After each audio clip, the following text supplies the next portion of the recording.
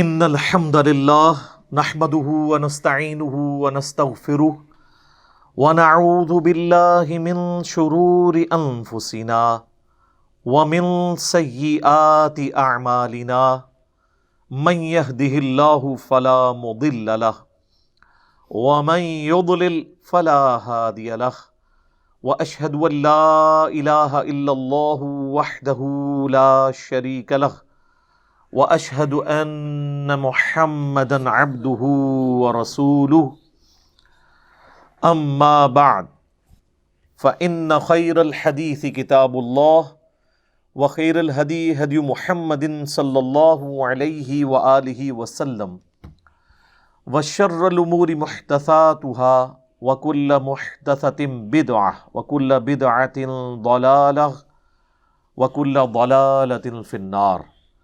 اعوذ باللہ السمیع العلیم من الشیطان الرجیم من ہمزہ ونفخہ ونفثہ بسم اللہ الرحمن الرحیم رب اشرح لی صدری ویسر لی امری واحلل عقدۃ من لسانی یفقہوا قولی. بسم اللہ الرحمن الرحیم ان اللہ وملائکتہ یصلون علی النبی یا ایہا الذین آمنوا صلوا علیہ وسلموا تسلیما. اللہم صل علی محمد وعلی آل محمد کما صلیت علی ابراہیم وعلی آل ابراہیم انک حمید مجید. اللہم بارک علی محمد وعلی آل محمد کما بارکت علی ابراہیم وعلی آل ابراہیم انک حمید مجید. اللہم ربنا آتنا فی الدنیا حسنۃ وفی الآخرۃ حسنۃ وقنا عذاب النار. ربنا آتنا من لدنک رحمۃ وہیئ لنا من امرنا رشدا. لا الہ الا انت سبحانک انی کنت من الظالمین. حسبنا اللہ ونعم الوکیل. یا حی یا قیوم برحمتک استغیث ولا حول ولا قوة الا باللہ العلی العظیم. آمین. الحمدللہ آج 13 دسمبر 2020 کو سنڈے کے دن قرآن کلاس نمبر 58 میں ہم انشاءاللہ تعالی سورہ آل عمران کی آیت نمبر 164 سے آنورڈ انشاءاللہ سٹارٹ لیں گے. لیکن آج کی کلاس شروع کرنے سے پہلے ایک جو آیت پچھلی دفعہ گزری تھی سورہ آل عمران کی آیت نمبر 159. اعوذ باللہ من الشیطان الرجیم بسم اللہ الرحمن الرحیم. فَبِرَحْمَةٍ مِّنَ اللَّهِ لِنْتَ لَهُمْ وَلَوْ كُنْتَ فَظًّا غَلِيظَ الْقَلْبِ لَانفَضُّوا مِنْ حَوْلِكَ. کہ اے محبوب صلی اللہ علیہ وآلہ وسلم، یہ اللہ کی رحمت ہے آپ پر کہ آپ اپنے اصحاب کے حق میں رحم دل ہیں. اگر آپ کے مزاج کے اندر سختی ہوتی تو آپ صلی اللہ علیہ وآلہ وسلم کے ساتھی آپ سے منتشر ہو جاتے، آپ کے ساتھ نہ رہتے. اس آیت مبارکہ پہ میں نے پچھلی دفعہ کافی ڈیٹیل سے ڈسکشن کی تھی، لیکن اس کا ایک جز سکپ ہو گیا تھا جو میں آج کور کروں گا. کہ اس میں کوئی شک نہیں ہے کہ اللہ کے محبوب صلی اللہ علیہ وآلہ وسلم رحمت للعالمین ہیں، تمام جہان والوں کے لیے رحمت ہیں. اس کانٹیکسٹ میں میں نے کئی ایک احادیث پچھلی دفعہ ڈسکس کی تھی. لیکن اس کا دوسرا پہلو یہ ہے کہ آپ صلی اللہ علیہ وآلہ وسلم کی یہ رحمت جہاں پر اللہ تعالیٰ کی حدود ٹوٹتی تھی وہاں پر اپلائی نہیں ہوتی تھی. وہاں پر آپ صلی اللہ علیہ وآلہ وسلم سے زیادہ سخت بندہ کوئی نہیں تھا. اور آپ صلی اللہ علیہ وآلہ وسلم کا لاڈلے سے لاڈلا صحابی بھی کسی ایسے معاملے میں اللہ کے محبوب صلی اللہ علیہ وآلہ وسلم کو سفارش نہیں کر سکتا تھا جہاں پر اللہ کی حدیں ٹوٹ رہی ہوں. تو رحمت للعالمین کا قطعاً یہ مطلب نہیں ہے کہ جہاں پر اللہ کی حدیں ٹوٹ رہی ہوں وہاں پہ بھی نبی علیہ السلام جو ہے وہ رحمت کا ہی مظاہرہ کریں گے. نہیں، وہاں پہ سختی کریں گے. بالکل یہ کسی کے دماغ میں وسوسہ بھی نہیں آنا چاہیے کہ اللہ کی حدیں ٹوٹ رہی ہوں اور نبی علیہ السلام شفقت سے کام لیں. عام پبلک میں بھی یہ بات مشہور ہے کہ نبی علیہ السلام نے کبھی بھی کسی کو بد دعا نہیں دی. یہ بات بھی بالکل غلط ہے. آپ نے اپنی ذات کے لیے کسی کو بد دعا نہیں دی. بخاری مسلم میں کئی احادیث ہیں کہ نبی علیہ السلام نے قنوت نازلہ پڑھی ہے ان کافروں کے اوپر، ان کے لیے بد دعا کی، دعائے ضرر کی، جنہوں نے آپ صلی اللہ علیہ وآلہ وسلم کے ساتھیوں کو ناحق قتل کیا. ان پہ آپ نے بد دعائیں، لعنتیں بھیجی. تو یہ جملہ جو پبلک کے اندر مشہور ہے نا کہ نبی علیہ السلام جو ہیں وہ کسی کو بد دعا نہیں دیتے تھے، آپ تو سراپا رحمت تھے، تو اب اس کا یہ کوئی مطلب نکالنا شروع کر دے کہ اللہ کی حدیں ٹوٹتی ہیں تو ٹوٹتی رہیں، آپ کے ساتھیوں پہ ظلم ہوتا ہے تو ہوتا رہے، آپ ہمیشہ شفقت کا مظاہرہ کریں گے. نہیں، اپنی ذات کے لیے آپ شفیق ضرور تھے، لیکن جہاں پر اللہ کی حدیں ٹوٹتی تھیں یا آپ صلی اللہ علیہ وآلہ وسلم کے امتیوں کو یا آپ کے ساتھیوں پر کوئی ظلم کرتا تھا، وہاں پر نبی علیہ السلام کے شفقت والا پہلو کوئی نہیں ہوتا تھا، آپ سے زیادہ کوئی سختی نہیں ہوتا تھا. مثال کے طور پر صحیح بخاری اور صحیح مسلم دونوں میں ایک حدیث ہے کہ ایک فاطمہ نامی عورت کی چوری کا مقدمہ نبی علیہ السلام کے سامنے آیا. وہ چونکہ اونچے خاندان سے تعلق رکھتی تھی تو اس کی سفارش بھی ساتھ آ گئی اشرافیہ کی. بخاری مسلم کے الفاظ ہیں کہ نبی علیہ السلام سے کوئی شخص بھی غصے کی حالت میں کسی کی سفارش یا بات نہیں کر سکتا تھا سوائے اس کے کہ جو حضور کا بہت لاڈلا ہو، اور وہ تھے اسامہ ابن زید جو آپ کے پوتوں کی جگہ تھے. صحیح بخاری میں آتا ہے کہ نبی علیہ السلام اپنے زانوں پر ایک طرف حسن ابن علی کو بٹھاتے تھے اور حضرت اسامہ کہتے ہیں دوسری طرف مجھے بٹھاتے تھے. تو دونوں کو آپ سٹیٹس دیتے تھے اپنی اولاد والا، کیونکہ وہ آپ کے منہ بولے بیٹے زید ابن حارثہ کا بیٹا تھا اسامہ. تو صحابہ نے ان کو بھیجا، 8-10 سال ان کی عمر تھی، کہ ان کے ذریعے سفارش کروائیں. تو نبی علیہ السلام کو جلال آیا، آپ نے فرمایا تم اللہ کی حدوں کے بارے میں مجھ سے سفارش کرتے ہو؟ پھر آپ نے کہا کہ ممبر لگاؤ مسجد میں. نماز کے بعد آپ علیہ السلام نے مسجد میں خطبہ دیا اور فرمایا کہ تم اللہ کی حدوں کے بارے میں مجھے سفارش کر رہے ہو. اللہ کی قسم تم سے اگلی قومیں اسی لیے ہلاک ہوئیں کہ ان کے اشرافیہ کے لیے اور قوانین ہوتے تھے، یعنی جو بڑے سٹیٹس کے لوگ ہیں، اور عام چھوٹے سٹیٹس کے لوگوں کے لیے اور قوانین ہوتے تھے. اللہ کی قسم اگر میری بیٹی فاطمہ بھی چوری کرتی تو میں اس کے بھی ہاتھ کٹوا دیتا. یہ تو فاطمہ دوسرے قبیلے سے ہے نا، فاطمہ بنت محمد بھی یہ کام کرتی نا، تو اللہ کی حدوں کے معاملے میں کسی کی سفارش قبول نہ کرتا. اب رحمت للعالمین والا فنکشن نہیں اپلائی ہوگا یہاں پہ. اسی طریقے سے ایک اور حدیث ہے، وہ بھی بخاری اور مسلم دونوں کے اندر ہے. ایک جنگ کے دوران حضرت اسامہ ابن زید، یہی لاڈلے صحابی، یہ کہتے ہیں کہ ایک کافر کے ساتھ میری جھڑپ ہو رہی تھی، اور جب اس نے دیکھا کہ وہ میری تلوار کے نیچے آیا ہے تو اس نے فوراً کلمہ پڑھ دیا. اب کلمے کا تقاضا یہ تھا کہ حضرت اسامہ اسے قتل نہ کرتے، کیونکہ وہ تو مسلمان ہو گیا تھا. تھوڑی دیر پہلے جو جنگ تھی وہ تو اس وجہ سے تھی کہ اللہ کے لیے، جب اس نے کلمہ ہی پڑھ لیا تو بات ہی ختم ہو گئی. صحیح مسلم میں حدیث ہے کہ اسلام قبول کرنا پچھلے کے سارے گناہوں کو معاف کر دیتا ہے. اور اسی کانٹیکسٹ میں مولا علی رضی اللہ تعالیٰ عنہ علیہ السلام کا بھی ایک واقعہ سیرت کی کتابوں میں نقل ہوا ہے. جب ایک کافر ان کی تلوار کے نیچے آیا تو عین اس موقع پہ اس نے آپ کے منہ پہ تھوک دیا، تو آپ اس کے سینے سے نیچے اتر آئے. کہا کہ نہیں، اب میرا غصہ بھی اس میں شامل ہو گیا. کلمہ نہیں پڑھا تھا اس نے، لیکن کہا غصہ شامل ہو گیا ہے. جب اللہ کے ساتھ کسی اور کی نیت ہوگی، یعنی میرے نفس کی، تو اب یہ عمل اللہ کے لیے خاص نہیں رہا. تو وہ آپ کے اخلاق سے اتنا متاثر ہوا کہ اس نے کلمہ ہی پڑھ لیا. اس نے تو کلمہ پڑھ لیا، لیکن سیدنا علی کو آج تک ہم جب ان کا نام لیتے ہیں نا تو ہم کیا کہتے ہیں؟ کرم اللہ وجہ الکریم، ان کے اس مبارک چہرے پر اللہ کا کرم ہو۔ یہ اس واقعے کی طرف اشارہ ہوتا ہے کہ جس چہرے پر جب تھوک پڑی تو اللہ کی رضا کی خاطر بجائے کہ غصہ ایڈ فیول ٹو فائر ہوتا اتر کے، تو ان کے چہرے کو آج تک سارے مسلمان دنیا کے دعائیں دیتے ہیں کہ کیا چہرہ تھا جی، کہ جس پہ تھوک پڑی ہے تو غصے میں اضافہ نہیں ہوا، غصہ ہی تھوک دیا، اور اس کی برکت سے ایک شخص جہنم کے کنارے پر پہنچ کے جنت میں چلا گیا۔ اس کی بھی خوش نصیبی دیکھیں۔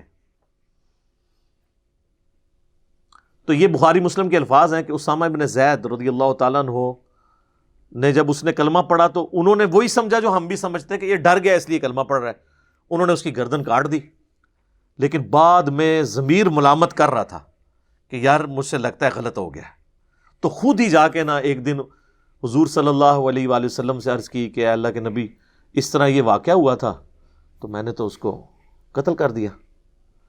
تو آپ علیہ السلام غصے میں آ گئے، آپ نے فرمایا جب اس نے کلمہ پڑھ دیا تھا تو پھر بھی تو نے اسے مار دیا؟ تو انہوں نے عرض کی کہ اللہ کے رسول اس نے ڈر کے کلمہ پڑھا تھا، ہم بھی ہوتے تو شاید یہی کہتے۔ اس پہ نبی علیہ السلام نے جو جملہ بولا نا، آپ فرمایا کیا تو نے اس کا دل چیر لیا تھا کہ وہ ڈر کے کلمہ پڑھ رہا ہے یا واقعی اس نے اللہ کو مان لیا ہے؟ اب یہ تو کوئی دنیا کا انسان یہ دعویٰ نہیں کر سکتا نا، فتویٰ تو ظاہر پہ لگتا ہے۔ نہ اس زمانے میں کوئی بزرگان دین ہوتے تھے کہ وہ کہتے جی ہم تو دل کا حال بھی جان لیتے ہیں۔ اسی پہ میں کہتا ہوں نا کہ میرے بھائیوں، آپ کہتے ہو کہ بڑے سے بڑا ولی کسی ادنا درجے کے صحابی کی بھی گھوڑے کے ٹاپوں سے اٹھنے والی خاک جو اس گھوڑے کے نتنوں میں بیٹھے، یہ پوری ایک کہانی بنائی ہوئی ہے نا انہوں نے، تو وہ نتنوں میں جو بیٹھتی ہے اس خاک کو بھی کوئی بزرگ نہیں پہنچ سکتا۔ تو میرے بھائی یہ تو ادنا صحابی ہے ہی نہیں، یہ تو اسامہ ابن زید ہے، اور وہ دل چیر نہیں سک رہا، بابے کہاں سے دل چیر لیتے ہیں؟ کہانی ہے۔ پھر بھی اگر کسی کی تسلی نہ ہو تو میں اپنی میکینیکل انجینئرنگ کا ایک فارمولہ لکھ کے دیتا ہوں، مرے ہوئے میں سے یا زندہ بابوں میں سے کوئی وہ فارمولہ پڑھ کے مجھے بتا دے، دیکھ کے، دل کا نہیں، دیکھ کے۔ اور ابھی میں تو یہ کہہ نہیں رہا کہ مجھے سمجھا دے کہ لکھا کیا ہوا ہے، سمجھا تو پڑھ بھی نہیں سکتا، سمجھانا کہاں سے ہے؟ سب کہانیاں۔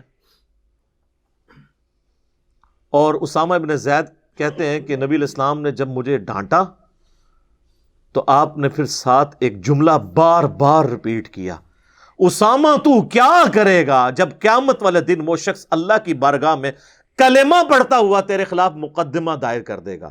اسامہ تو کیا کرے گا، اسامہ تو کیا کرے گا، اسامہ تو کیا کرے گا۔ یہ جملہ آپ اتنی دفعہ ریپیٹ کرتے رہے کہ حضرت اسامہ کہتے ہیں میرے دل میں خواہش ہوئی کہ کاش میں آج سے پہلے کافر ہوتا، آج ہی کلمہ پڑھ کے مسلمان ہوتا، کم از کم میرا یہ گناہ تو دھل جاتا۔ کاش رسول اللہ خاموش ہو جاتے جو بار بار جملے کو ریپیٹ کر رہے تھے۔ تو یہ اللہ کی حد ٹوٹی نا تو نبی علیہ السلام نے کوئی لحاظ نہیں کیا۔ صحیح بخاری میں حضرت خالد ابن ولید کے حوالے سے بھی اسی قسم کا ایک واقعہ ملتا ہے۔ اس میں تو نبی علیہ السلام کے الفاظ ہیں کہ اے اللہ خالد کے میں اس عمل سے بری ہوں، یہ تیرا اور خالد کا معاملہ ہے، میں نکلا، یعنی میں نے کوئی خالد کی سفارش نہیں کرنی، جو اس نے غلط کام کیا ہے خود تجھے جواب دے ہوگا۔ تو نبی علیہ السلام اللہ کی حدیں جہاں پہ ٹوٹتی تھی کوئی لحاظ نہیں کرتے تھے۔ ایک اور حدیث ہے بخاری اور مسلم دونوں میں، آپ نے اکثر سن رکھی ہوگی کہ نبی صلی اللہ علیہ وآلہ وسلم نے فرمایا کہ میرا دل چاہتا ہے کہ میں اپنی جگہ کسی اور کو امام مقرر کروں اور ان لوگوں کے گھروں کو جا کر آگ لگا دوں جو لوگ اذان کی آواز سننے کے باوجود مسجد میں آ کر نماز نہیں پڑھتے۔ اگر مجھے عورتوں اور بچوں کا خیال نہ ہوتا کیونکہ ان پہ جماعت فرض نہیں ہے، میں ان لوگوں کے گھروں کو آگ لگا دیتا۔ اب مجھے بتائیں، آپ کی آج کل کی ڈاکٹرین میں تو یہ بڑا سخت جملہ ہے،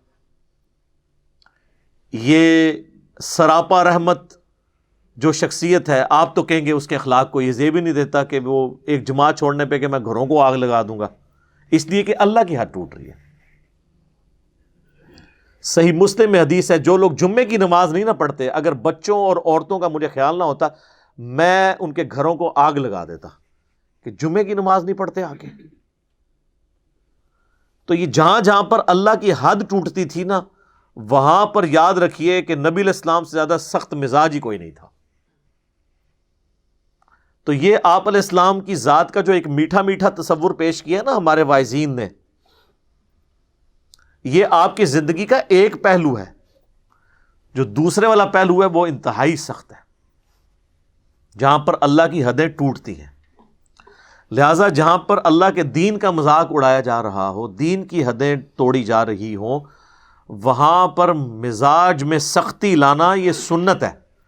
وہاں آپ نے میٹھی میٹھی باتیں نہیں کرنی ہیں، اسٹرکٹلی اس چیز کو آپ نے ایڈریس کرنا ہے. اگر نبی علیہ السلام ذرا سے بھی ڈھیلے پڑتے تو معاملہ تلپٹ ہو جاتا. صحیح مسلم میں حدیث ہے، ایک شخص نے آپ کے سامنے خطبہ دیتے ہوئے، آپ کا صحابی تھا، تقریر کر رہا تھا، اس نے کہا من یطع اللہ ورسولہ فقد رشدا، جو کوئی اللہ اور اس کے رسول کی اطاعت کرے وہ کامیاب ہو گیا. ومن یعصہما، اور جس نے ان دونوں کی نافرمانی کی، فقد غوا، وہ گمراہ ہو گیا. اب اس جملے کے اندر کوئی ایسی خرابی نہیں لٹریچر کے پوائنٹ آف ویو سے، نہ یہ آؤٹ آف کانٹیکسٹ ہے، نہ اس میں کوئی شرکیہ بات ہے، لیکن نبی علیہ السلام کو اس میں سے سمیل آ گئی کہ یہ معاملہ بگڑ نہ جائے بعد میں. آپ نے کہا بئس الخطیب انت، کتنا برا خطیب ہے تجھے چاہیے تھا تو کہتا وَمَن يَعْصِ اللَّهَ وَرَسُولَهُ فَقَدْ غَوَا. تو نے یہ کیوں کہا کہ وَمَن يَعْصِهِمَا، کہ جو ان دونوں کی کرے؟ تجھے کہنا چاہیے تھا جو اللہ اور اس کے رسول کی نافرمانی کرے. دونوں کیوں کہا؟ اللہ تو ایک ہے.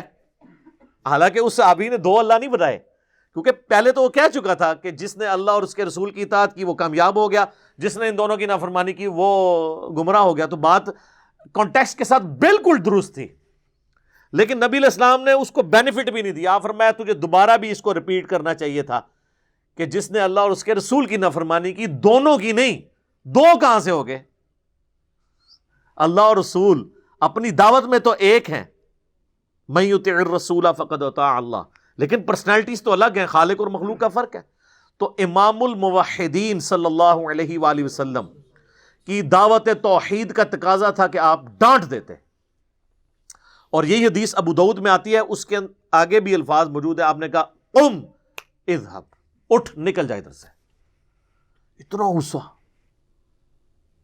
اتنا غصہ کیا ہے تو میرے بھائی آج میرے پاس حدیثیں ہیں نا، تو میں آپ کو شرک کی سینسٹیوٹی سمجھا سکتا ہوں. آپ کے تو بسوں کے پیچھے لکھا ہوتا ہے اللہ نبی وارث، اور نبی علیہ السلام تو کہہ رہے ہیں تم نے اس طرح کیوں کیا.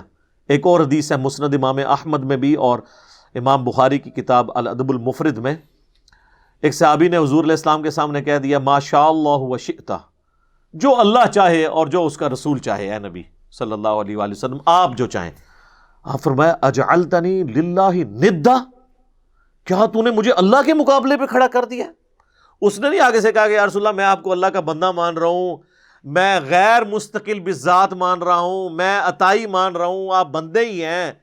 کوئی جسٹیفیکیشن نہیں دی. آپ فرمایا قل بل ما شاء اللہ وحدہ، کہ جو اکیلا اللہ چاہے.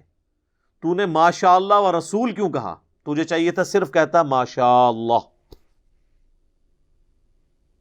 وہ یہ کہہ سکتا تھا میں یہ کہہ رہا ہوں کہ جو اللہ چاہے، اور اس کے بعد گیون سرکمسٹانسز میں جو آپ کی مرضی.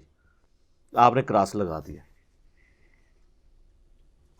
تو جہاں پہ اللہ کی حدیں ٹوٹتی تھی، جہاں پہ توحید کا ایشو آتا تھا، احادیث کی کتابیں بھری ہوئی ہیں اس چیز سے کہ نبی علیہ السلام نے کبھی لحاظ نہیں کیا، اور بالکل کلیئر کٹ جو بالکل سونے کے مہر صحیح بات تھی نا، وہ امت تک پہنچائیے چاہے کسی کو بری لگے. اور آپ علیہ السلام کی یہ تربیت تھی کہ آپ کی وفات کے بعد آپ کے قریبی ساتھیوں نے بھی اس ڈیکورم کو اسی طریقے سے قائم رکھا ہے. صحیح بخاری میں کم از کم 4 جگہ پہ یہ حدیث موجود ہے جو سیدنا ابوبکر کا پہلا خطبہ ہے نبی علیہ السلام کی وفات کے اوپر. آپ صلی اللہ علیہ وآلہ وسلم مسجد نبی میں حضرت ابوبکر صدیق رضی اللہ تعالیٰ عنہ تشریف لے کر آئے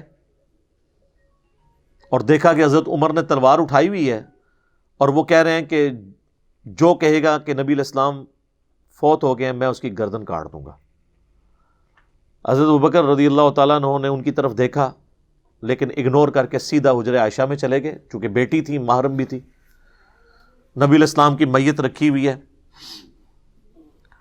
سر مبارک سے کفن اٹھاتے ہیں، ماتھے پر 2 آنکھوں کے درمیان بوسہ دیتے ہیں اور کہتے ہیں یا رسول اللہ، اللہ آپ پر 2 موتیں کبھی بھی جمع نہیں کرے گا، ایک موت آپ کا مقدر تھی، وہ آپ کو آ کے رہنی تھی۔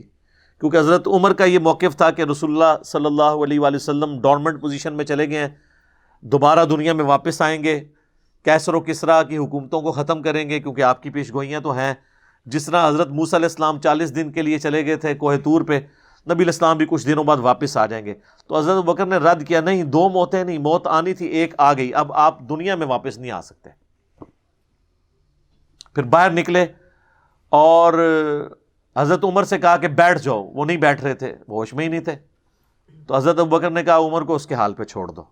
تو سب لوگ حضرت ابوبکر کی طرف متوجہ ہوئے، انہوں نے ممبر پہ چڑھتے ہی پہلا جملہ حمد و صلات کے بعد یہ پڑھا، من کان یعبد محمدا فإن محمدا قد مات، جو کوئی بھی تم میں سے محمد کی عبادت کرتا ہے یا کرے گا وہ جان لے کہ محمد مر چکے ہیں، مات کے الفاظ۔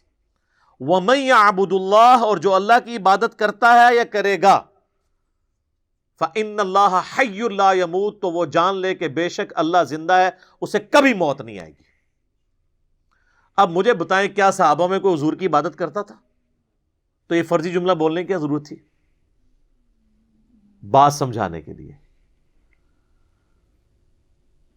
تاکہ سمجھ آ جائے کہ کتنا سینسٹیو ایشو ہے، کیونکہ انسانیت نے سب سے بڑا شرک ایک پیغمبر کے نام پہ دیکھا ہے، عیسیٰ ابن مریم۔ رسول اللہ نے بھی دوسرا عیسیٰ ابن مریم بن جانا تھا اگر آپ کی تعلیمات میں کہیں پر بھی جھول ہوتا۔ بخاری میں حدیث ہے، دیکھنا میری شان کو اس طرح بلند نہ کرنا جس طرح نصارہ نے اپنے پیغمبر کی شان کو بڑھا دیا تھا، میں اللہ کا بندہ اور اس کا رسول ہوں، مجھے اللہ کا بندہ اور اس کا رسول ہی کہنا۔ صلاۃ بر محمد وآل محمد، اللہم صلی علی محمد وعلی آل محمد۔ میں کہتا ہوں جی یہ رسول اللہ کی کامیابی ہے کہ ان کی میت کے اوپر لوگ صلاۃ السلام اور نعتیں نہیں پڑھ رہے، توحید بیان کر رہے ہیں۔ یہاں ہوتے تو انہوں نے تو پتہ نہیں کیا کچھ ادھر گھیرا ڈال کے تو نعتیں پڑھنی تھی اور کہنا تھا، انہوں نے تو حضرت بکر نے کہنا تھا لے ممبر تو تھلے، تو کوئی شانہ بیان کر، تو آدھا پہ مر گیا، تو یات النبی نو نہیں ماندا۔ بھائی اس زمانے میں اس طریقے سے چیزوں کو غلط طریقے سے پریزنٹ، انہوں مانتے تھے یات النبی کو، لیکن وہ آخرت کی زندگی تھی، دنیا سے تو چلے گئے۔ اور پھر حضرت ابوبکر نے اس جملے کے بعد آیت پڑھی دلیل میں، انک میت وانہم میتون، سورہ الزمر آیت نمبر 30، اے نبی تمہیں بھی مرنا ہے، تمہارے مخالفین کو بھی موت آ جائے گی، پھر قیامت کے دن تم اللہ کے حضور جھگڑو گے اپنے اختلاف کے اوپر۔ پھر سورہ آل عمران کی آیت نمبر 144 جو اسی صورت میں نازل ہوئی، وما محمد الا رسول قد خلت من قبلہ الرسل افإن مات او قتل، محمد تو نہیں مگر ایک رسول، ان سے پہلے بھی کئی رسول گزر چکے، ان سے پہلے بھی رسول آئے اور چلے گئے، اگر یہ مر جائیں یا قتل کر دیے جائیں تو کیا تم دین سے الٹے قدم پھر جاؤ گے؟ اب پاکستان میں تو ترجمہ کرنا پڑتا ہے کہ اگر یہ وصال شریف فرما گئے یا شہید ہو گئے، یہاں الفاظ کے ساتھ ہی جھگڑتے رہتے ہیں۔ یہ 2 آیات سیدنا ابوبکر نے پڑھی، اور اسی کا ایک طریق جو ہے نا جی وہ المستدرک للحاکم کے اندر بھی موجود ہے، ٹھیک ہے۔ اس میں سیدنا ابوبکر نے ایک اور آیت بھی پڑھی سورہ الانبیاء کی، کہ انبیاء کرام اللہ تعالیٰ نے ان کو موت دینی، یہ آیت نمبر 8، وما جعلناہم جسدا لا یأکلون الطعام وما کانوا خالدین، ہم نے کوئی نبی ایسا نہیں بنایا کہ جو کھانا کھانے کا محتاج نہ ہو اور نہ وہ ہمیشہ اس دنیا میں رہنے والے تھے۔ یہ آیت بھی پڑھی کہ آپ بھی نبی ہیں تو آپ کی جو زندگی کا سلسلہ ہے وہ کھانے سے تھا، اور موت آپ کو بھی آنی تھی، جس طرح کہ سورۃ المائدہ میں آیا ہے کہ عیسیٰ اور ان کی ماں کھانا کھانے کے محتاج تھے، ایسوں کو اپنا مشکل کشا مانے بیٹھے ہوئے ہو، جو نہ تمہارے نفع کے مالک نہ نقصان کے.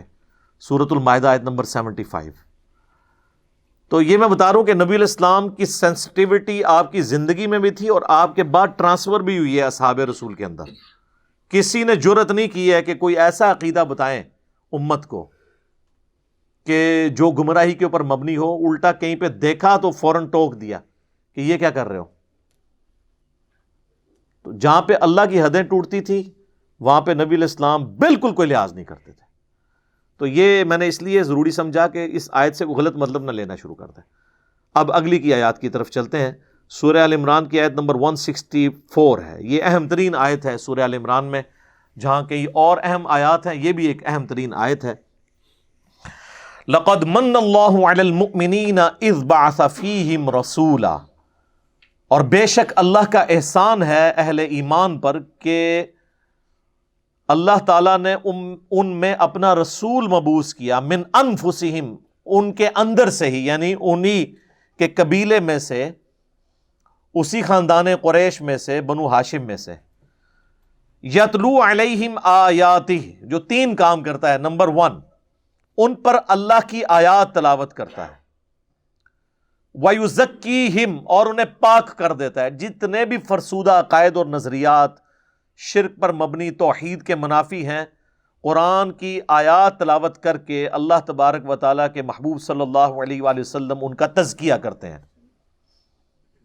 اور نمبر 3، وَيُعَلِّمُهُمُ الْكِتَابَ وَالْحِكْمَةَ، اور انہیں کتاب و حکمت کی تعلیم دیتے ہیں. کتاب سے مراد قرآن بھی اور شریعت بھی، اور حکمت سے مراد قرآن بھی اور سنت بھی.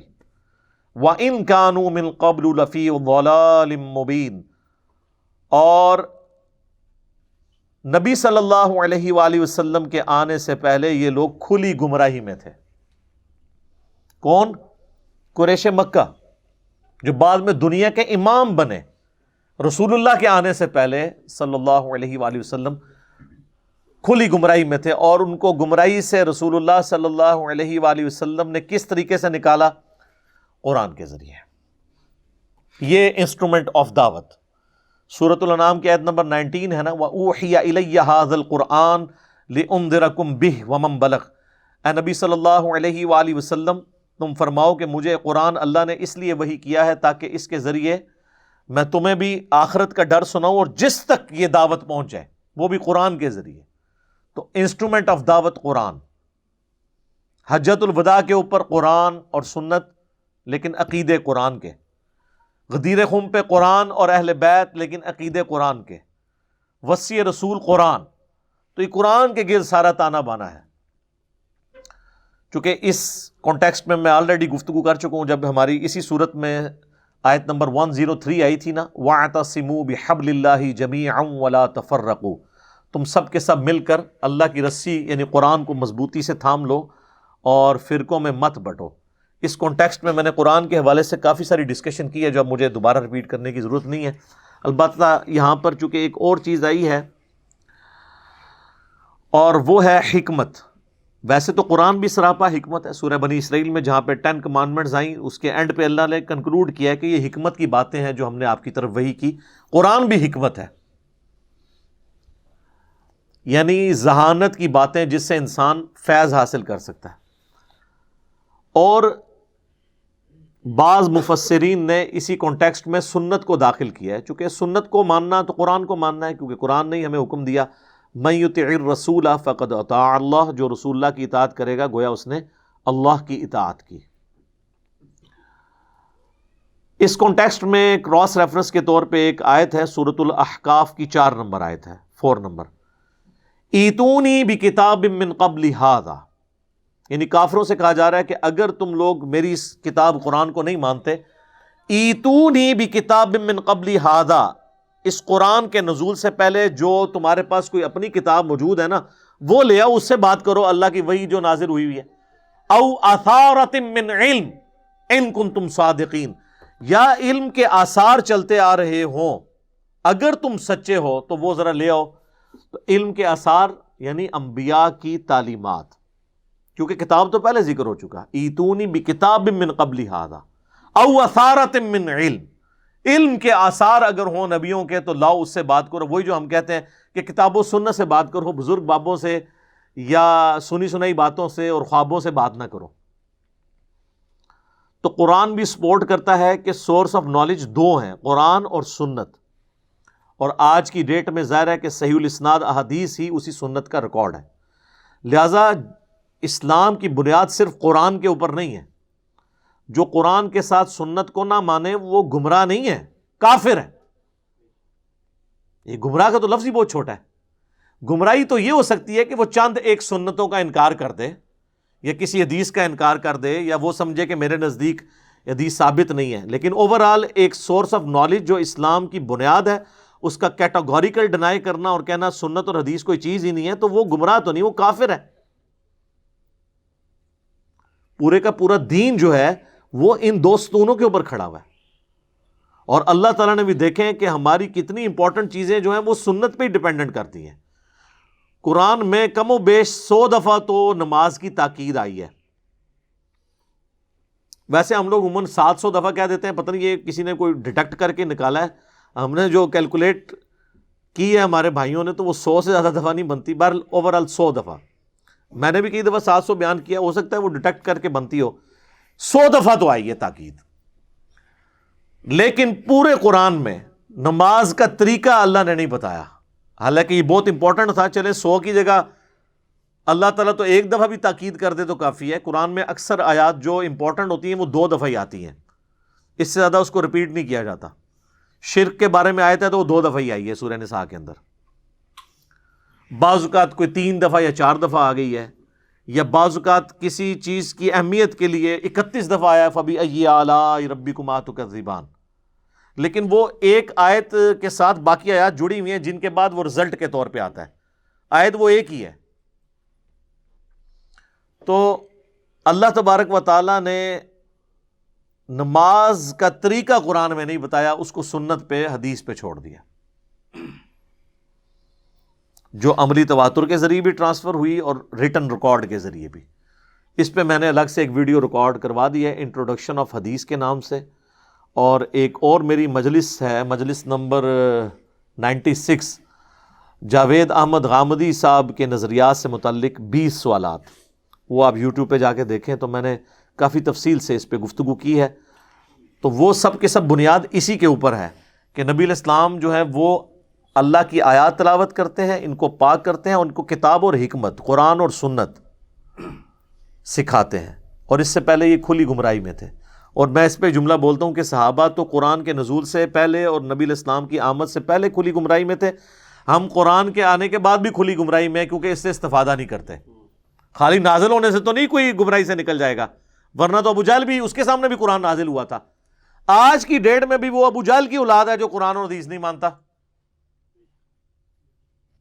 چاہے وہ اپنا نام عبداللہ رکھ لے, ٹھیک ہے, لیکن وہ ابو جہل کی اولاد ہے. جب مان نہیں رہا تو نبی علیہ السلام کے مبارک زمانے میں بھی اگر ابو جہل موجود ہے تو آج بھی موجود ہے. کافروں کو چھوڑ دیں, مسلمانوں میں بھی موجود ہے. دیکھیں نا, ایک مسلمان ہے اور اس کو بتایا جائے قرآن اور سنت میں یہ لکھا ہے وہ کہ میں نہیں مانتا, تو اب اس پہ کیا حکم لگایا جائے گا؟ وہ اس نے خود دیکھنا ہے کہ بھی میرا اب کیا حشر ہوگا, مجھے کس کے ساتھ اٹھایا جائے گا.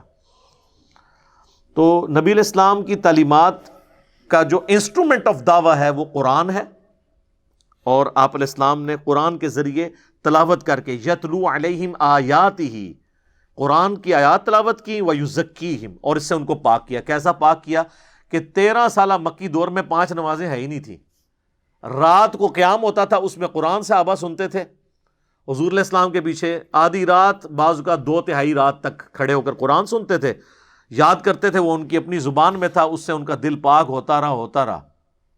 ہوئے تو 125 بندے مسلمان 13 سال میں, لیکن وہ 125 نے پھر ایسی دعوت لانچ کی ہے کہ ود ان 17 ایئرس جو ہے رومن اور پرشین امپائر بھی الٹ کے رکھتی ہے, وہ قرآن کے ذریعے.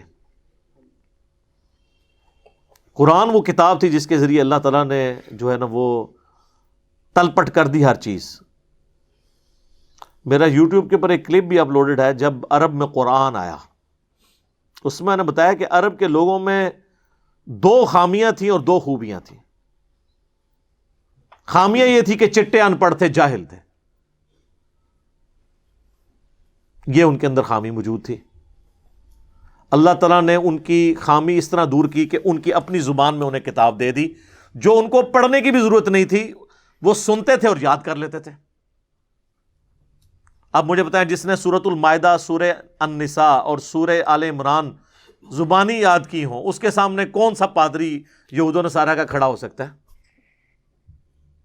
دوسری خامی تھی کہ طوائف الملوکی تھی، آپس میں لڑتے رہتے تھے، ایک جھنڈے کے نیچے جمع ہی نہیں ہوتے تھے.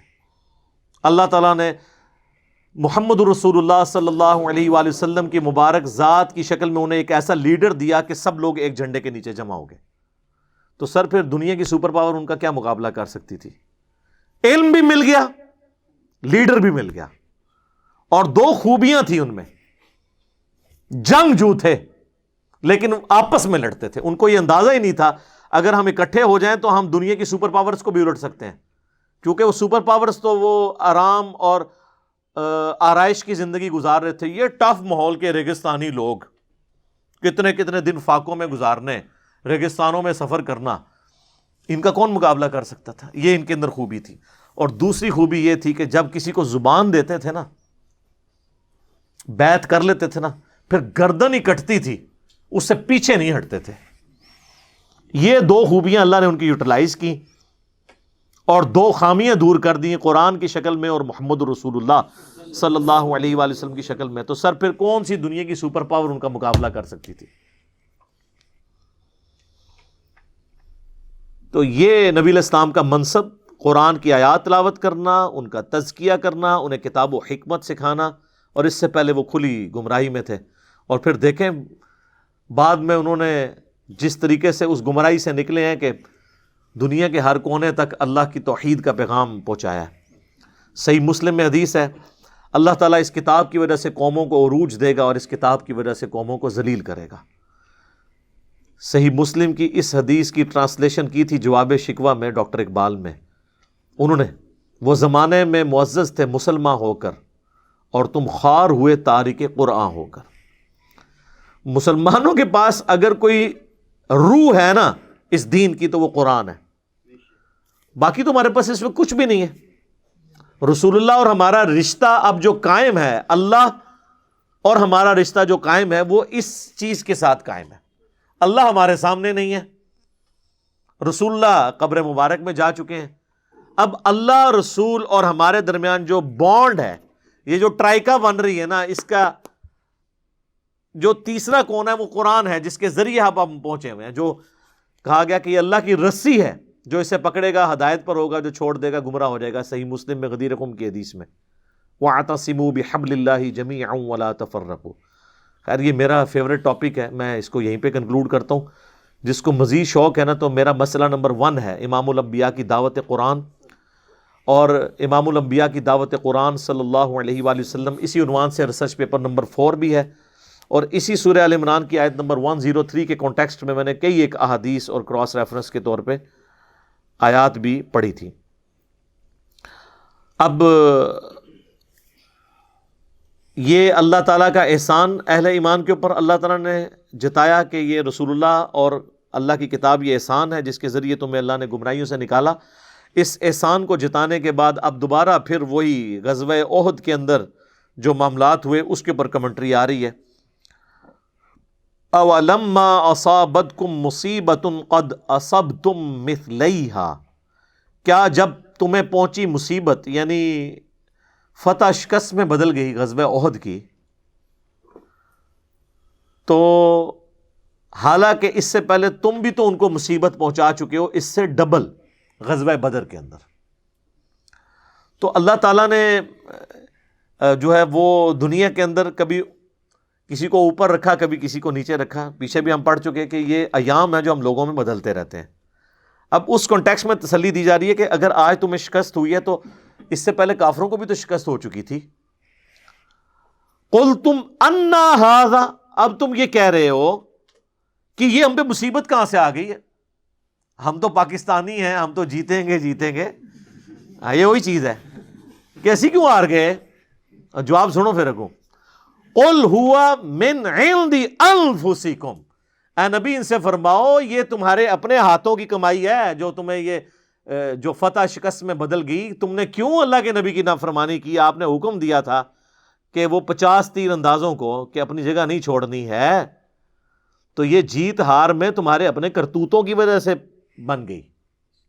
ویسے اللہ تعالیٰ چاہتا تو زبردستی بھی کر سکتا تھا کہ وہ وہاں سے نہیں ہٹتے، لیکن ایسا نہیں ہوا، کیونکہ اللہ نے اس طرح کے واقعات سے آزمائش بھی تو کرنی ہوتی ہے۔ وہی بات آ رہی ہے آگے جا کے، ان اللہ علی کل شیء قدیر، بے شک اللہ تعالیٰ ہر چیز کے اوپر قادر ہے۔ وما اصابکم، اور جو مصیبت پہنچی تھی تمہیں اس دن، کس دن؟ یوم التقى الجمعان، جس دن دو گروہ آپس میں لڑے تھے، فبإذن اللہ، تو یہ اللہ کے اذن سے ہوا تھا۔ یعنی اللہ تعالیٰ زبردستی اگر اس وقت خالد بن ولید کے دماغ میں یہ بات ڈال دیتا کہ پیچھے سے حملہ نہیں کرنا، تو ظاہر یہ سب کچھ نہیں ہونا تھا جو کافروں کی طرف سے آئے ہوئے تھے۔ وَلِيَعْلَمَ الْمُؤْمِنِينَ، اور یہ اس لیے تاکہ اللہ تعالیٰ جانے، لفظی ترجمہ تو یہ ہوگا لیکن اصطلاحی ترجمہ اس کا ہے تاکہ اللہ تعالیٰ جانچے اور واضح کر دے کہ کون اہل ایمان ہے۔ تو اہل ایمان کون ہوگا کہ جب اسے مصیبت آئے تو کہے انا للہ و انا الیہ راجعون، اور پھر اپنے اوپر غور کرے کہ یہ میرے اعمال کی شامت ہے۔ اور جو مومن نہیں ہوگا وہ گلا شکوہ اور لکیر پیٹنا شروع کر دے گا، جس طرح منافقین نے کیا کہ ہمارے بھائی نہ جاتے غزوہ احد میں تو نہ قتل ہوتے، کس طرح انہوں نے عورتوں کی طرح مینے مارنے شروع کر دیتے، صحابہ کرام نے تانے دینا شروع کر دی۔ آگے پھر ذکر آئے گا ان کا، وَلِيَعْلَمَ الَّذِينَ نَافَقُوا، تاکہ اللہ تعالیٰ یہ بھی دیکھ لے کہ کون سے ہیں جو نفاق والے ہیں، اندر سے کافر ہیں اور منافقت کا انہوں نے لبادہ اوڑھا ہوا ہے، مسلمان اوپر اوپر سے بنے ہوئے ہیں۔ اللہ تو جانتا ہی ہے، مراد یہ کہ اللہ نکھار کے لوگوں کے سامنے ان کو ننگا کر دے کہ یہ دیکھ لو، یہ تھے جو نعرے لگایا کرتے تھے، اور اب دیکھ لو جب مشکل وقت آیا ہے تو یہ لوگ جو ہیں وہ دین کا راستہ ہی چھوڑ گئے۔ وَقِيلَ لَهُمْ تَعَالَوْا قَاتِلُوا فِي سَبِيلِ اللَّهِ أَوِ ادْفَعُوا، جب ان سے کہا جاتا تھا، کہا گیا کہ آؤ اللہ کی راہ میں قتال کرتے ہیں اور بچاؤ کرتے ہیں شہر مدینہ کا، قَالُوا لَوْ نَعْلَمُ قِتَالًا لَاتَّبَعْنَاكُمْ، تو وہ بولے کہ اگر ہمیں یہ یقین ہوتا نا کہ جنگ ہونی ہے تو ہم ضرور آپ کے ساتھ چلتے۔ یہ تو نورہ کشتی ہونے جا رہی ہے، اندازہ کریں وہ واپس جو چلے گا تھا نا 300 کا لشکر عبداللہ ابن ابی کا، انہوں نے کہا انہوں نے کہاں لڑنا ہے، وہ سامنے والے بھی قریشی ہیں، یہ بھی قریشی ہیں، قریش کے ساتھ کیسے ٹکرا سکتا ہے؟ تو یہ ہمیں بیچ میں انصاریوں کو مروانے کے لیے اور اہل مدینہ کو مروانے کے لیے نورہ کشتی لڑ رہے ہیں، اگر ہمیں ذرا سا بھی یقین ہوتا نا یہ واقعی سچی مچی لڑنے جا رہے ہیں تو ہم آپ کے ساتھ چلتے۔ یہ تو نورہ کشتی ہے، ہونا ہی کچھ نہیں ہے۔ اصل میں تو دل بے ایمان تے اجتا ٹیر، دل بے ایمانی پہ اترا ہو تو آپ جھوٹے بہانے گھڑ لیں گے۔ اس پہ اللہ تعالیٰ نے ورڈکٹ دی ہے، ہم للکفر یومئذ اقرب منہم للایمان، اس دن وہ ایمان سے زیادہ کفر کے نزدیک تھے جب وہ یہ بات کر رہے تھے۔ ویسے یہ عربی میں محاورتاً بات ہوتی ہے، جو وقت کے پیغمبر کے ساتھ غداری کرے اور ان کے حکم کے باوجود ان کو تنہا چھوڑ جائے وہ کافر ہی ہوگا۔ یہ محاورتاً بات ہے کہ وہ اس دن کافر ہی تھے، ایمان سے بہت دور تھے۔ اب یہ نہیں ہے کہ وہ اقرب منہم للایمان ہم للکفر یومئذ اقرب منہم للایمان، وہ اس دن ایمان سے زیادہ کفر کے قریب تھے، تو مراد یہ کہ کچھ ایمان بھی تھا ان میں اور کچھ کفر بھی تھا، نہیں، یہ محاورتاً عربی میں بات ہوتی ہے۔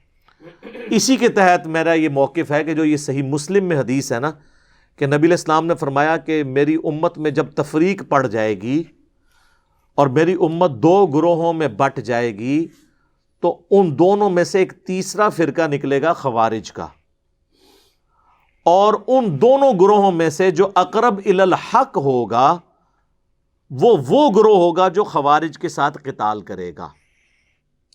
تو اس پہ ناسبی کہتے ہیں کہ اس مسلم کی حدیث سے یہ پتہ چلا کہ حضرت علی کے مخالفین بھی حق کے قریب تھے، لیکن وہ کم قریب تھے، حضرت علی زیادہ قریب تھے، کیونکہ حضور نے کہا اقرب الی الحق جو ہوگا نا وہ قتال کرے گا۔ تو یہاں پہ پھر آپ کیا کہیں گے کہ عبداللہ ابن ابی جو ہے وہ کم مومن تھا اور صحابہ زیادہ مومن تھے؟ نہیں، تو وہ اقرب الی الحق سے مراد ہے حق والا، دوسری طرف تو حق ہے ہی نہیں ہے، کیونکہ دوسری حدیثوں میں تو بڑے سخت الفاظ ہیں، صحیح بخاری میں جو حدیث ہے 2812 کہ عمار کو ایک باغی جماعت قتل کرے گی، عمار ان کو اللہ اور جنت کی طرف بلائے گا، وہ جماعت دوزخ کی طرف بلائے گی. اگر وہ اقرب الی الحق میں سے تھوڑی سی حق سے دور ہوتی تو دوزخ کی طرف تو نہ بلا رہی ہوتی. ہاں ہے کلمہ کو مسلمان تھے، کافر نہیں تھے وہ. یہ ان کی جو بغاوت ہے یہ پولیٹیکل بغاوت ہے، یہ نہیں ہے کہ انہوں نے اللہ کے رسول کو چھوڑ دیا تھا یا قرآن کو چھوڑ دیا تھا، نہیں.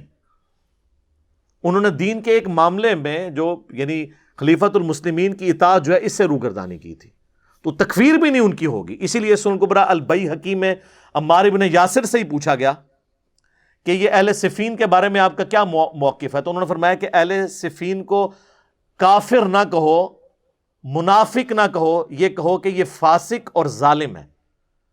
یعنی گناہ کبیرہ کے مرتکب ہوئے کہ انہوں نے خلیفہ وقت کے خلاف بغاوت کی ہے، لیکن یہ کافر نہیں ہے. اسی لیے میں نے اس آیت سورہ آل عمران کی آیت نمبر 167 کا حوالہ بھی اپنے کربلا والے ریسرچ پیپر میں مثال کے طور پہ ڈالا ہے. تو اس دن وہ کفر کے زیادہ قریب تھے بحیثیت ایمان کے، بنسبت ایمان کے، یعنی وہ کافر ہی تھے. یقولون بافواہہم، وہ اپنے منہ سے ایسی باتیں کرتے ہیں، ما لیس فی قلوبہم، جو ان کے دلوں میں نہیں.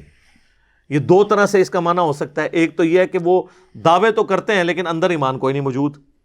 دوسرا یہ ہے کہ اوپر سے جو باتیں کر رہے ہیں اس سے زیادہ دشمنی ان کے اندر چھپی ہوئی ہے. اوپر تو دشمنی کا اظہار کام کرتے ہیں، اندر تو اس سے بڑے یہ دشمن ہے. یہ دونوں معنی بیک وقت درست ہوں گے. واللہ اعلم بما یکتمون، اور اللہ خوب جانتا ہے جو وہ چھپاتے ہیں.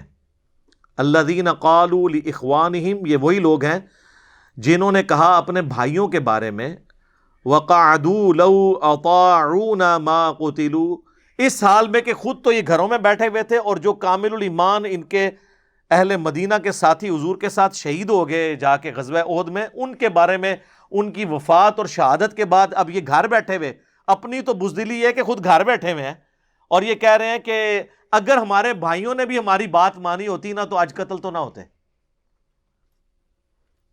اس کا جواب پہلے بھی گزر چکا ہے کہ اللہ تعالیٰ فرماتا ہے یہ گھر بیٹھ کے بات کر رہے ہیں نا، اگر ان کی بھی موت لکھی ہوتی نا یہ بھی اپنی مقتل گاہوں کی طرف خود کھینچے چلے آتے، کیونکہ موت کو تو کوئی ٹال نہیں سکتا. قل فادرؤوا عن انفسکم الموت، اے نبی ان سے فرماؤ کہ اگر تم موت کو ٹال سکتے ہو تو اپنی موت ٹال کے بتاؤ نا. تم گھر بیٹھ کے تو اب تمہیں موت ہی نہیں آنی، مرنا تو ہے. موت کون ٹال سکتا ہے؟ ان کنتم صادقین، اگر تم سچے ہو نا تو اپنی موت ٹال کے بتاؤ. تم یہ کہہ رہے ہو ہمارے بھائی میدان احد میں گئے تو مارے گئے، ہم گھر بیٹھے تو بچ گئے، تو اس کا تو مطلب یہ ہے کہ تم اب ہمیشہ ہی بچے رہو گے. موت تو یہاں بھی آئے گی. ان کی زندگی اتنی تھی. اب اللہ تعالیٰ کی طرف سے ایک ایسی آیت آ رہی ہے جس میں اہل ایمان کے لیے وہ تسلی ہے کہ اس لیول کی تسلی اور کوئی نہیں ہے. سورہ آل عمران کی آیت نمبر 169، وَلَا تَحْسَبَنَّ الَّذِينَ قُتِلُوا فِي سَبِيلِ اللَّهِ أَمْوَاتًا، کبھی خیال نہ کرنا ان لوگوں کے بارے میں جو اللہ کی راہ میں قتل کر دیے جائیں کہ وہ مر گئے ہیں. حالانکہ مر چکے ہیں، کیونکہ اللہ کہہ رہا ہے وہ قتل ہوئے ہیں، تو قتل ہوئے تو مر تو گئے، لیکن نہیں، وہ دنیا سے مرے ہیں. بل احیاء عند ربہم، بلکہ وہ تو زندہ ہیں اللہ کے حضور. یرزقون، اور ایسے زندہ ہیں کہ اللہ نے ان کو نعمتیں بھی دی ہوئی ہیں، رزق بھی دیا ہوا ہے. یہی ٹاپک جو ہے وہ سورۃ البقرہ میں بھی آیا ہے، وَلَا تَقُولُوا لِمَن يُقْتَلُ فِي سَبِيلِ اللَّهِ أَمْوَاتٌ، مت کہا کرو ان کو جو اللہ کی راہ میں قتل کر دیے جائیں کہ یہ مردہ ہیں، بلکہ وہ تو زندہ ہیں، لیکن تمہیں وَلَٰكِن لَا تَشْعُرُونَ، تمہیں ان کی زندگی کا شعور نہیں ہے. ظاہر ہے اس دنیا والی زندگی تو نہیں ہے نا. اس دنیا کی زندگی میں تو آپ کو سانس لینا پڑتا ہے، آخرت کی زندگی میں سانس نہیں ہے. اس دنیا کی زندگی میں تو آپ کو دنیا کا مال کھانا پڑتا ہے اور پھر آپ کو ٹوائلٹ کی ضرورت پڑتی ہے. آخرت کی زندگی میں یہ نہیں ہے. تو جن لوگوں نے کہا نا شہید زندہ، لہذا آپ جو شہید ہوئے ہیں ان سے آپ مانگ سکتے ہیں جا کے قبروں پہ جا کے، تو اللہ نے تو پہلے ہی منع کر دیا، تمہیں ان کی زندگی کا شعور ہی نہیں ہے. ان کو دنیاوی زندگی کے اوپر تو قیاس نہ کرو. اگر کوئی کہتا ہے یہ دنیاوی زندگی ہے، مجھے بتائیں دنیا میں کوئی زندہ بندہ اپنی شلوار اتارنے دیتا ہے کسی کو؟ تو آپ بڑے سے بڑا کوئی بزرگ ہو، ایون انبیاء کرام بھی جب فوت ہوئے ہیں ان کو بھی غسل دیا گیا. صرف ایک احترام ان کے ساتھ ہوا کہ ان کے کپڑے نہیں اتارے گئے. ابو داؤد میں آتا ہے کہ صحابہ پہ اونگ تاری ہوئی اور ایک آواز آئی پیچھے سے. یہ وہ نہیں ہے جو بزرگوں کو آواز آئی, یہ صحابہ کو اللہ کی طرف سے فرشتے نے ندا کی کہ حضور کو ان کے کپڑوں سمیت غسل دیا جائے, ورنہ صحابہ کرام کپڑے اتارنے لگے, وہ پریشان ہو گیا ہم اتارے نہ اتارے. تو یہ صرف رسول اللہ کا پروٹوکول ہے بس, اور کسی کا پروٹوکول نہیں ہے. اس کے بعد صحابہ, اہل بیت, بزرگان دین سب کے کپڑے نہیں اترے, تو زندہ بندہ اپنے کپڑے اتارنے دیتا ہے؟ ہونا تو چاہیے یہ کہیں جی جب بزرگوں کو غسل دینے لگے تو انہوں نے کہا ٹھہر جاؤ, میں آپ غسل کر کے آگے پھر لیٹ جانا, کفن دے دو, منو بات ٹانگ دو, میں آپ پا لینا. اس طرح ہوا ہے کبھی؟ تو پھر یہ زندگی آخرت کی زندگی ہے نا, دنیا کی زندگی تو نہیں ہے. فرحین بما آتاہم اللہ, وہ بڑے خوش ہیں ان نعمتوں میں جو اللہ نے ان کو دی ہیں, من فضلی, اپنے فضل سے. وَيَسْتَبْشِرُونَ بِالَّذِينَ لَمْ يَلْحَقُوا بِهِمْ, اور وہ خوش ہو رہے ہیں جنت میں بیٹھے بیٹھے ان لوگوں کے بارے میں بھی جو ان کو ابھی مر کے نہیں ملے.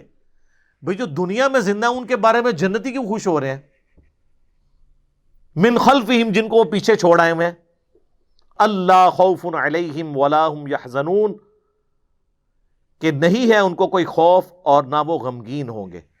اچھا, جنت میں ان کے بارے میں کیوں خوش ہو رہے ہیں جو دنیا میں؟ اس لیے کہ وہ جنت میں پہنچ کے انہوں نے اینڈ رزلٹ دیکھ لیا ہے, اور وہ یہ خوش ہیں کہ ہمارے ساتھیوں نے جو رسول اللہ پر ایمان لائے تھے نا, ہم نے تو آگے واقعی جنت دیکھ لی ہے, انہوں نے تو ایمان بالغیب لے کے آئے تھے, تو ہمیں خوشی ہے کہ ہمارے وہ دوست بھی جنت میں ہی پہنچ جائیں گے, اس لیے خوش ہو رہے ہیں ان کے اوپر.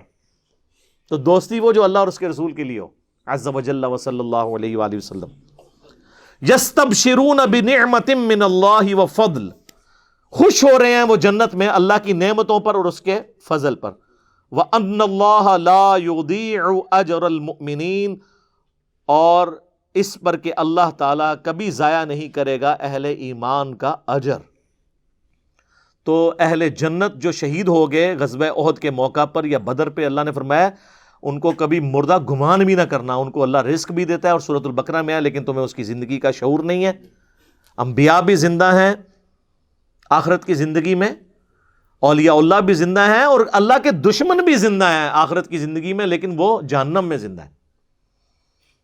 جو قرآن میں آیا نا کہ فرعونی صبح و شام آگ پہ پیش کیے جاتے ہیں, ان کو عذاب تو ہو رہا ہے, مرتے ہی عذاب کا سلسلہ ان پہ شروع ہے. اس آیت کے کانٹیکسٹ میں صحیح مسلم میں ایک حدیث ہے, اسی آیت کے کانٹیکسٹ میں, کہ ان کو گمان نہ کرنا جو مر جائیں اللہ کی راہ میں کہ وہ مر گئے, وہ اللہ کے حضور زندہ ہیں, ان کو رزق دیا جاتا ہے. تو حضور سے جب پوچھا گیا یا رسول اللہ یہ کس طرح کی زندگی ہے, تو آپ نے فرمایا کہ اللہ تعالیٰ اہل جنت کو وہاں پر یعنی ان کی روحوں کو پرندوں میں ڈال دیتا ہے, اور وہ جنت میں اڑتے پھرتے ہیں, سبز پرندے, اور وہ شام کے وقت آ کے عرش کے نیچے جو اللہ کی قندیلیں ہیں نا ان پہ آ کے بیٹھ جاتے ہیں. تو اللہ تعالیٰ ان سے پوچھتا ہے ہاں جی کوئی نعمت چاہیے؟ وہ کہتے ہیں یا اللہ تو نے اتنا کچھ ہمیں دیا ہے, ہمیں تو کسی نعمت کی ضرورت ہی نہیں ہے. تو جب اللہ تعالیٰ بار بار اصرار کرتا ہے نا, تو وہ پھر ایک نعمت کہتے ہیں کہ یا اللہ تو ہمیں دنیا میں دوبارہ بھیج دے, ہم دوبارہ تیری راہ میں قتل ہوں اور پھر شہید ہو کے تیرے پاس پہنچے. تو اللہ فرماتا ہے کہ یہ وہ نعمت ہے, یہ میں تمہیں نہیں دوں گا, کیونکہ جو میرا یہ قانون ہے کہ جو ایک دفعہ دنیا سے آ گیا وہ واپس نہیں جا سکتا. ہاں عبد القادر جیلانی کی تھی روح کھول لین اللہ دا گل ہے, کہانیاں, یہ مسلم شریف ہے, مولانا شریف نہیں. اللہ فرمائے گا یہ تو میرا رول ہے کہ جو مر کے میرے پاس آیا وہ دوبارہ نہیں آ سکتا, اس کے علاوہ کچھ اور مانگنا ہے تو مانگ لو. تو کہتے ہیں یا اللہ تو نے ہمیں سب کچھ دیا. اسی کو سپورٹیو ایک اور حدیث ہے صحیح مسلم میں کہ اللہ کے محبوب علیہ السلام فرماتے ہیں کہ قیامت والے دن جنت میں پہنچنے کے بعد کوئی شخص دنیا میں آنے کی تمنا نہیں کرے گا سوائے وہ شخص جو دنیا میں شہید ہوا. وہ تمنا کرے گا کہ کاش میں دنیا میں دوبارہ جا کے اللہ کی راہ میں قتل ہو جاؤں. اور اسی کانٹیکسٹ میں بخاری مسلم کی حدیث ہے کہ میری خواہش ہے میں اللہ کی راہ میں قتل کیا جاؤں, پھر زندہ کیا جاؤں, پھر قتل کیا جاؤں, پھر زندہ کیا جاؤں, پھر قتل کیا جاؤں, پھر زندہ کیا جاؤں, پھر قتل کیا جاؤں. حضور کی خواہش. صحیح مسلم میں حدیث ہے جو شہادت کی تمنا کے بغیر مرا وہ منافقت میں مرا. اور مسلم شریف میں ایک حدیث ہے جس کے دل میں شہادت کی تمنا ہوئی, اسے اپنے بستر پہ بھی موت آئی نہ عام حالت میں بیماری سے, اللہ اس کو شہید لکھ دے گا. سبحان اللہ وبحمدہ سبحان اللہ العظیم۔ اللہ تعالیٰ سے دعا ہے جو حق بات میں نے کہی اللہ تعالیٰ ہمارے دلوں میں راسخ فرمائے، اگر جذبات میں میرے منہ سے کوئی غلط بات نکل گئی تو اللہ تعالیٰ ہمارے دلوں ہی سے معاف کر دے، ہمیں کتاب و سنت کی تعلیمات پر عمل کر کے دوسرے بھائیوں تک پہنچانے کی توفیق عطا فرمائے۔ سبحانک اللہم وبحمدک اشہد ان لا الہ الا انت استغفرک واتوب الیک وما علینا الا البلاغ المبین۔ جزاکم اللہ خیرا۔